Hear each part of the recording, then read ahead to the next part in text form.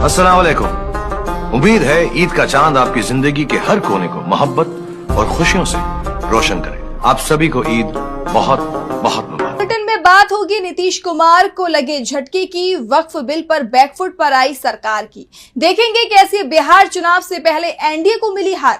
संघ की शरण में क्यों पहुंचे पीएम मोदी। जानेंगे मणिपुर को लेकर केंद्र के फैसले को। और बुलेटिन के आखिर में बात 1 अप्रैल से एलपीजी के दामों से लेकर बैंक नियमों में हो रहे बदलावों की। लेकिन दिन भर की तमाम बड़ी खबरों से पहले एक नजर आज की सुर्खियों पर।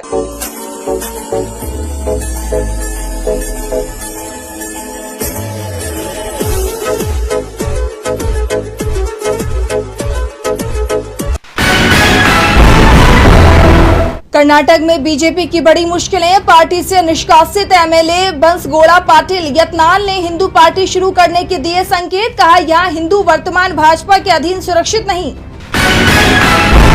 पत्रकार की गिरफ्तारी पर भड़के कांग्रेस सांसद गौरव गोगोई। पीएम मोदी को लिखी चिट्ठी। असम पुलिस पर अपनी ताकत का गलत इस्तेमाल करने का लगाया आरोप। बैंक में वित्तीय अनियमितताओं की जांच की मांग की। विक्रम विश्वविद्यालय का नाम बदलेगी एमपी सरकार। उज्जैन में सीएम मोहन यादव ने किया ऐलान। अब सम्राट विक्रमादित्य यूनिवर्सिटी के नाम से जाना जाएगा विश्वविद्यालय। और यूपी में योगी सरकार के फैसले पर आप सांसद संजय सिंह ने उठाए सवाल। पूछा शराब की दुकानें केएफसी या मैकडॉनल्ड क्यों खुले रहने चाहिए। इस ईद सबके घर में जश्न हो, सबकी जिंदगी रोशन हो, सबके दिलों में भाईचारा सलामत रहे। और मेरी तरफ से आप सबको ईद मुबारक।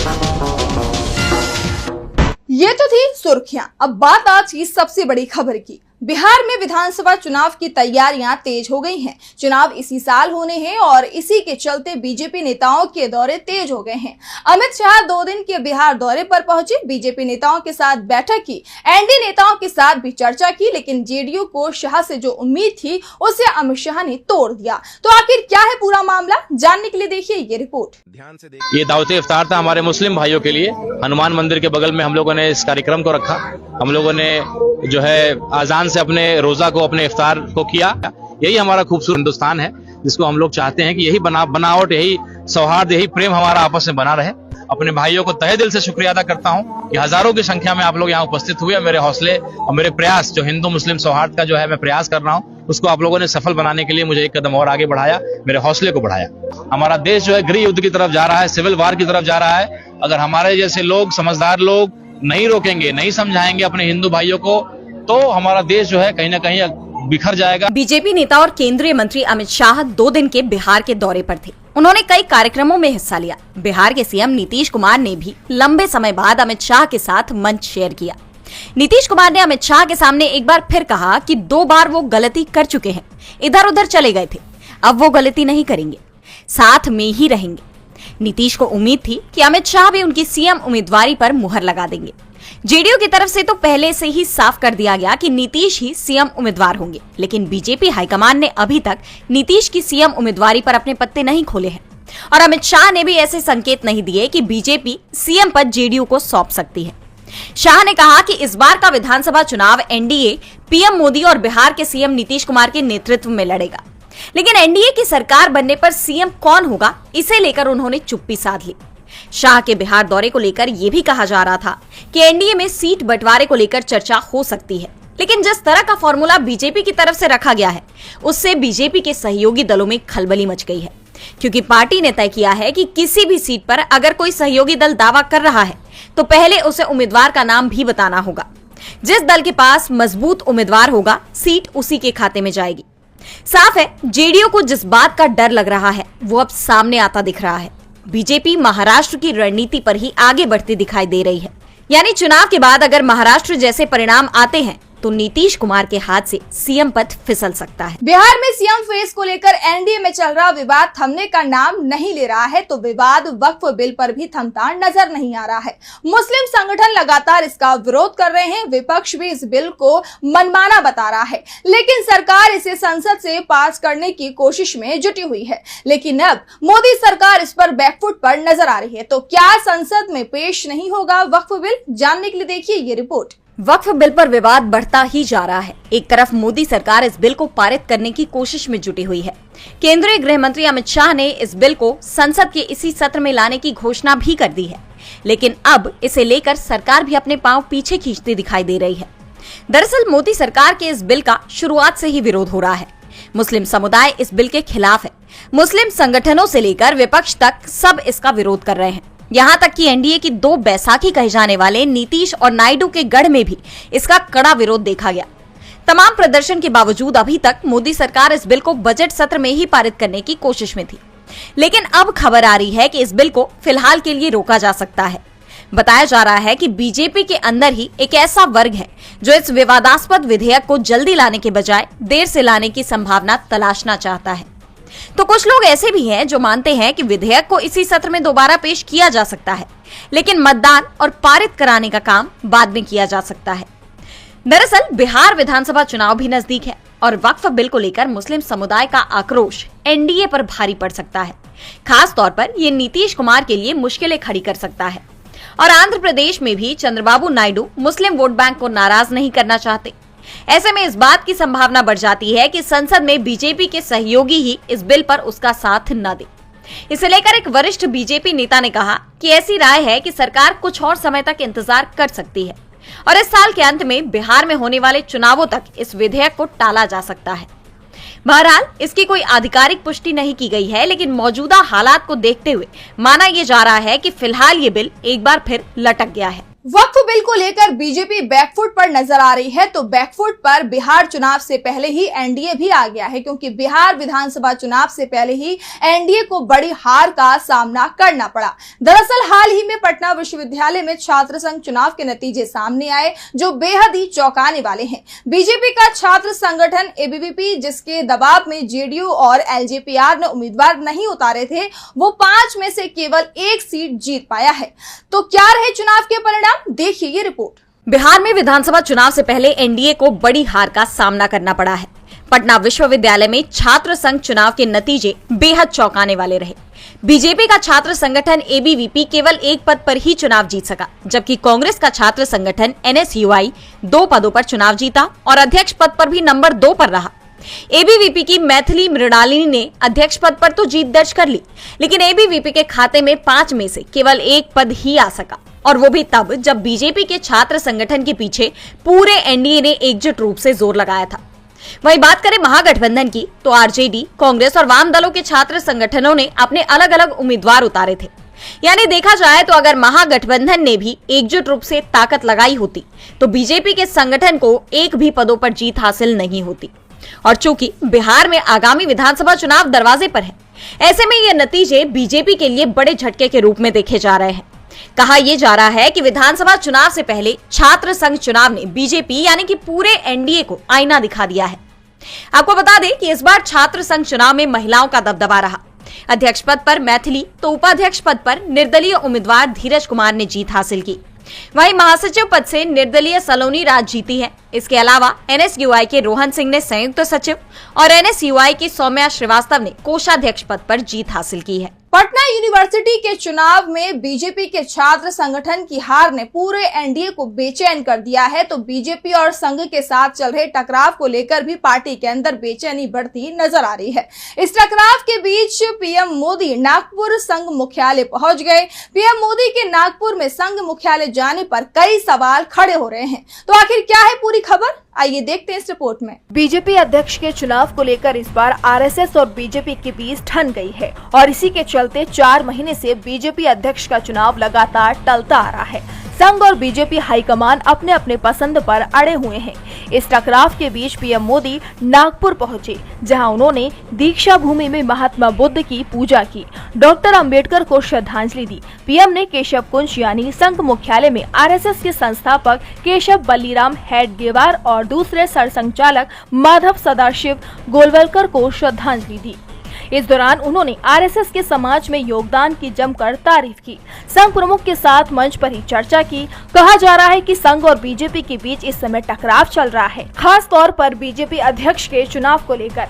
इससे पहले 21 और 23 मार्च तक बेंगलुरु में आरएसएस की प्रतिनिधि सभा की वार्षिक बैठक हुई थी, जिसमें मोहन भागवत ने बीजेपी अध्यक्ष जेपी नड्डा के साथ बैठक की थी और इसके बाद नड्डा सीधे पीएम मोदी से मिले थे। ऐसे में ये कहा जा रहा है कि भागवत ने अध्यक्ष पद को लेकर पीएम मोदी को भी संघ की पसंद बता दी है और पीएम मोदी को भी भागवत ने साफ संदेश दे दिया है। दरअसल मोदी के आरएसएस मुख्यालय में जाने के पीछे सबसे बड़ा कारण लोकसभा चुनाव में बीजेपी को मिली हार से भी जोड़कर देखा जा रहा है, क्योंकि लोकसभा चुनाव में संघ और बीजेपी के बीच मतभेद सामने आ गए थे और इसके बाद पीएम मोदी की तरफ से इन रिश्तों को दुरुस्त करने की कोशिश शुरू की गई थी और इसी के चलते संघ प्रमुख की सुरक्षा को बढ़ाया गया और अब खुद पीएम संघ मुख्यालय पहुंच गए हैं। लेकिन सवाल अभी भी उठ रहे हैं कि क्या पीएम मोदी संघ की पसंद को अध्यक्ष पद के लिए मंजूरी देंगे। अब पीएम मोदी का अचानक 11 साल बाद संघ मुख्यालय जाना सवालों में आ गया है, तो सवाल मणिपुर को लेकर भी उठ रहे हैं। मणिपुर लगभग 2 साल से हिंसा की चपेट में है, लेकिन राज्य के हालात सुधरते नहीं दिखाई दे रहे हैं। मणिपुर में सुरक्षा और कानून व्यवस्था की स्थिति को देखते हुए केंद्र सरकार ने बड़ा फैसला लिया है। तो क्या है पूरी खबर, आइए जानते हैं इस रिपोर्ट में। मणिपुर में जारी हिंसा को रोकने में राज्य और केंद्र सरकार विफल साबित हुई है। राज्य में हालात बिगड़ते देख राष्ट्रपति शासन लगाया गया था, लेकिन अब भी हालात सुधरते नहीं दिख रहे। ऐसे में अब केंद्र ने बड़ा फैसला किया है। केंद्र सरकार ने मणिपुर में सुरक्षा और कानून व्यवस्था की स्थिति को देखते हुए सशस्त्र बल विशेष शक्तियां अधिनियम यानी अफ्स्पा को 6 महीने के लिए बढ़ा दिया है। गृह मंत्रालय की ताजा अधिसूचना के मुताबिक मणिपुर राज्य को 1 अप्रैल से 6 महीने के लिए फिर से अशांत क्षेत्र के रूप में घोषित किया गया है। हालांकि 5 जिलों के 13 पुलिस स्टेशनों के अधिकार क्षेत्र में आने वाले क्षेत्रों को इस आदेश से बाहर रखा गया है। गृह मंत्रालय द्वारा जारी अधिसूचना में कहा गया है कि मणिपुर के कुछ क्षेत्रों में अशांति और हिंसा के हालात को देखते हुए ये कदम उठाया गया है। अफ्स्पा के तहत सशस्त्र बलों को किसी भी संदिग्ध व्यक्ति को गिरफ्तार करने, तलाशी लेने और अगर जरूरत पड़े तो गोलियां चलाने का अधिकार है। इस राज्य में कानून व्यवस्था को बनाए रखने और शांति सुनिश्चित करने के लिए ये शक्तियां महत्वपूर्ण मानी जाती हैं, खासकर ऐसे वक्त में जब राज्य में अलग अलग उग्रवादी समूहों और अलगाववादी गतिविधियों का सामना किया जा रहा है। हालांकि जनता अफ्स्पा का विरोध कर रही है। नॉर्थ ईस्ट के 3 राज्यों में केंद्र सरकार द्वारा लगाए गए अफ्स्पा ने एनडीए सरकार पर ही सवाल खड़े कर दिए हैं। खास तौर पर मणिपुर में चल रही हिंसा का मामला सरकार की मुसीबत बना हुआ है, तो मुसीबत दिल्ली हाईकोर्ट के जज यशवंत वर्मा की भी कम होती नहीं नजर आ रही है। जस्टिस यशवंत वर्मा के ट्रांसफर को लेकर विरोध कर रहे इलाहाबाद हाईकोर्ट के वकीलों ने हड़ताल तो वापस ले ली है, लेकिन ये साफ कर दिया है कि उनका विरोध जारी रहेगा। तो क्या है पूरी खबर, आइए देखते हैं इस रिपोर्ट में। इलाहाबाद हाईकोर्ट के जस्टिस यशवंत वर्मा के तबादले को लेकर चल रहा विवाद अब नए मोड़ पर पहुंच गया है। हाईकोर्ट बार एसोसिएशन के वकीलों ने उनकी नियुक्ति और तबादले को लेकर शुरू किया गया आंदोलन को जारी रखने का फैसला लिया है, लेकिन अपनी हड़ताल को फिलहाल स्थगित कर दिया है। इसके साथ ही सोमवार से हाईकोर्ट में कामकाज फिर से शुरू होगा। ये फैसला इलाहाबाद हाईकोर्ट बार एसोसिएशन के लाइब्रेरी हॉल में हुई कार्यकारिणी की बैठक में लिया गया। बैठक के बाद अध्यक्ष अनिल तिवारी और एल्डर्स कमेटी के अध्यक्ष टीपी सिंह ने इसका ऐलान किया है। उन्होंने कहा कि अधिवक्ता कामकाज करेंगे। हालांकि जब तक जांच कमेटी की रिपोर्ट सामने नहीं आ जाती तब तक ये आंदोलन जारी रहेगा। वहीं अब इस मामले में 31 मार्च से दोबारा जांच शुरू होगी। इस दौरान दिल्ली अग्निशमन विभाग व नई दिल्ली जिला के 25 से ज्यादा अधिकारियों व कर्मियों से पूछताछ कर उनके बयान दर्ज किए जा सकते हैं। जस्टिस यशवंत वर्मा के घर से बरामद जले हुए कैश के मामले में सुप्रीम कोर्ट द्वारा आंतरिक जांच रिपोर्ट को सार्वजनिक करने को लेकर राज्यसभा सांसद कपिल सिब्बल ने प्रतिक्रिया दी। उन्होंने कहा कि जस्टिस वर्मा प्रकरण में आंतरिक जांच रिपोर्ट को सार्वजनिक करने का शीर्ष अदालत का फैसला एक खतरनाक मिसाल स्थापित करता है। उन्होंने आगे कहा कि ये उनके विवेक पर निर्भर करता है और ये सही था या गलत ये तो वक्त ही बताएगा। मेरे हिसाब से ये एक खतरनाक ट्रेंड है। ऐसे में ये मामला अब कौन सा मोड़ लेता है ये तो देखने वाली बात होगी। और बुलेटिन के आखिर में बात 1 अप्रैल से हो रहे बदलाव की। मार्च का महीना खत्म होना है और नया वित्तीय वर्ष शुरू होने वाला है। हर साल की तरह इस बार भी 1 अप्रैल 2025 से कई महत्वपूर्ण बदलाव लागू होंगे, जिनका असर आम आदमी की जेब से लेकर बैंकिंग और टैक्स सिस्टम तक पर पड़ेगा। तो इस बार 1 अप्रैल से क्या क्या हो रहे हैं बदलाव, आइए जानते हैं इस रिपोर्ट में। हर साल की तरह इस बार भी 1 अप्रैल 2025 से कई महत्वपूर्ण बदलाव होंगे, जिनका असर आम आदमी की जेब से लेकर बैंकिंग और टैक्स सिस्टम तक पड़ेगा। इन बदलावों में एलपीजी सिलेंडर की कीमतों, क्रेडिट कार्ड नियमों, बैंक खातों, यूपीआई सेवा और टैक्स प्रावधानों में संशोधन शामिल है। बात अगर एलपीजी सिलेंडर की कीमतों में बदलाव की करें तो हर महीने की पहली तारीख को तेल और गैस कंपनियां एलपीजी सिलेंडर की कीमतों में संशोधन करती हैं। खासकर 1 अप्रैल 2025 को भी इसमें बदलाव की संभावना है, जिसमें 14 किलो के घरेलू एलपीजी सिलेंडर की कीमत में राहत मिल सकती है। 19 किलो वाले कमर्शियल सिलेंडर की कीमतों में उतार चढ़ाव संभव है। साथ ही एयर टरबाइन एटीएफ के महंगे होने से हवाई यात्रा पर असर पड़ सकता है। वही बात अगर क्रेडिट कार्ड से जुड़े नियमों में बदलाव की जाए तो एसबीआई, आईडीएफसी फर्स्ट या एयर इंडिया क्रेडिट कार्ड पर मिलने वाले रिवॉर्ड और सुविधाओं में कटौती की जा रही है। एसबीआई सिंपली क्लिक कार्ड पर स्विगी रिवॉर्ड को 5 गुना से घटाकर आधा कर दिया जाएगा। एयर इंडिया सिग्नेचर पॉइंट्स को 30 से घटाकर 10 किया जाएगा, जबकि IDFC first bank club Vistara milestone rewards बंद कर रहा है। इसी के साथ अगर आप लंबे समय से यूपीआई का इस्तेमाल नहीं कर रहे हैं तो आपका अकाउंट बंद हो सकता है। साथ ही आपके मोबाइल नंबर से जुड़ा यूपीआई अकाउंट लंबे समय से एक्टिव नहीं है तो उसे डीएक्टिवेट किया जा सकता है। तो बैंकों के सेविंग अकाउंट्स में न्यूनतम बैलेंस रखने के नियम बदले जा रहे हैं। एसबीआई, पीएनबी और अन्य बैंक सेक्टर वाइज न्यूनतम बैलेंस की नई सीमा तय करेंगे। खाते में निर्धारित न्यूनतम राशि न होने पर अलग अलग चार्ज लागू हो सकते हैं। वहीं वित्त वर्ष 2025-26 के बजट में सरकार ने टैक्स स्लैब में कई बदलाव किए थे, जो 1 अप्रैल 2025 से लागू होंगे। 12 लाख रुपए तक का वार्षिक आय वाले व्यक्तियों को टैक्स से छूट दी जाएगी। वरिष्ठ नागरिकों के लिए ब्याज आय पर टीडीएस की सीमा बढ़ाकर 1 लाख रुपए कर दी जाएगी। किराए की आय पर छूट की सीमा बढ़ाकर 6 लाख रुपए सालाना कर दी जाएगी।